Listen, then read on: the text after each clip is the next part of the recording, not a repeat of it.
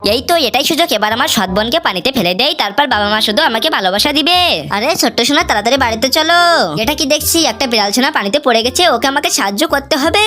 High high, আমার মেয়েটা কোথায় গেল, ওকে খুঁজে বের করতে হবে। ওহো তিমি বন্ধু, তুমি আমার জীবন রক্ষা করেছো, তোমাকে অনেক ধন্যবাদ। ছোট্ট সোনা, তোমাকে এই নির্জন দ্বীপে রেখে গেলাম, তুমি এখানে ভালো থাকো। এই নির্জন দ্বীপে আমাকে একটা মাস কাটিয়ে দিতে হবে, এজন্য আমি ফলমূল খেয়ে নেই। এই নির্জন দ্বীপে আমাকে সংগ্রাম করে টিকে থাকতে হবে। আমি কাঠ দিয়ে আগুন জ্বালিয়েছি, এবার মাছটাকে ফ্রাই করে খেয়ে ফেলি। বন্ধু এই নাও, তুমিও একটু খাও। বন্ধু অনেক রাত হয়ে গেছে, চলো আমরা দুজন ঘুমিয়ে পড়ি। কিন্তু তার আগে, তুমি টাকাকে বেশি ভালোবাসো নাকি তোমার বাবাকে বেশি ভালোবাসো? যারা বাবাকে ভালোবাসো তারা ভিডিওটিকে একটি লাইক দিয়ে ফলো করে দাও, আর কমেন্টে বাবা নামটি লিখে যাও। আমি হলাম সংগ্রামী বিড়াল, আমাকে তাড়াতাড়ি হার মেনে নিলে চলবে না। বাস দিয়ে আমি একটা নৌকা বানিয়েছি, এই নৌকাটা চড়ে আমি বাড়ি চলে যাব। তীর হাই ঢেউর সাগর পাড়ি দিব রে। এই তো আমি অনেক কষ্ট করে আমার শহরে ফিরে এসেছি। পাপ্পা তাড়াতাড়ি দরজা খোলো। আরে ছোট সোনা, তুমি কোথায় চলে গেছিলে? তোমাকে আমি 2 মাস ধরে খুঁজে বেড়াচ্ছি, তুমি তাড়াতাড়ি আমাকে সব সমস্ত ঘটনা খুলে বলো।